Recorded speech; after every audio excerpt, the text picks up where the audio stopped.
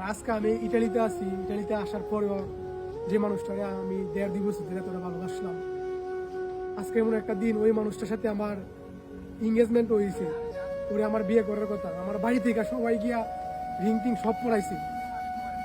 ওই মানুষটা আজকে আমার সাইড অন্য একটা ছেলের সাথে রিলেশনে জড়াইছে। মানে কি পরিমাণ মানে কষ্ট নিয়ে এই কথাগুলো বলতেছি হয়তো আপনারা বুঝবেন না, কিন্তু আমার বুকের কষ্টগুলো শুধু একান্তই আমার। আমি বুঝি না যে মায়া মানুষের মধ্যে কি এরকম আছে, তারা মানে আমি তো কোনো কল্পনা করতে পারতেছি না যে আমার সাথে এরকম একটা সম্পর্ক, এত বড় একটা সম্পর্কের মাঝখানে আপনার আজকে এরকম একটা জিনিস দেবো, আমার সাইডা অন্য একটা ছেলের সাথে রিলেশনে যাইবো, এটা তো কোনোদিন কল্পনা করতে পারি না।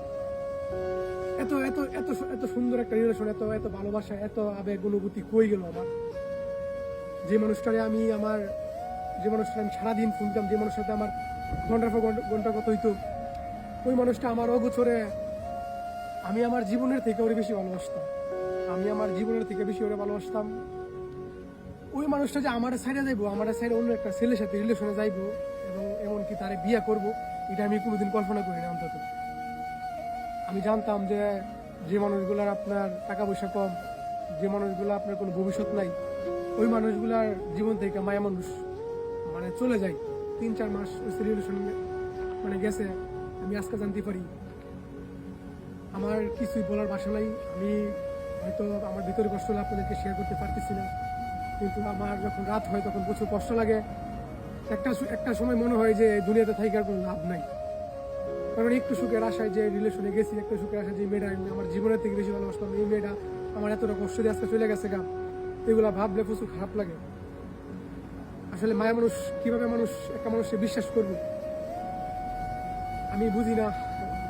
একটা ছেলে যাই না শুই না কিভাবে একটা ছেলে কিভাবে একটা মেয়ের সাথে রিলেশনে যায়। ওই ছেলেটা তো অবশ্যই জানতো যে আমার সাথে এনগেজমেন্ট হয়েছে বা আমাদের বিয়ে হইব।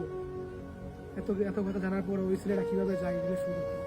তবে সবচেয়ে বেশি খারাপ লাগে এই জিনিসটা, অন্যদিকে শত শত মেয়ে আমার মেসেজ দেয়, আমার সাথে একবার আমার মেসেজে রিপ্লাই আশা করে, কত মেয়ে আমার জন্য পাগল, অথচ আমি সবকিছু সাইডে আমি তারই ভালোবাসছি।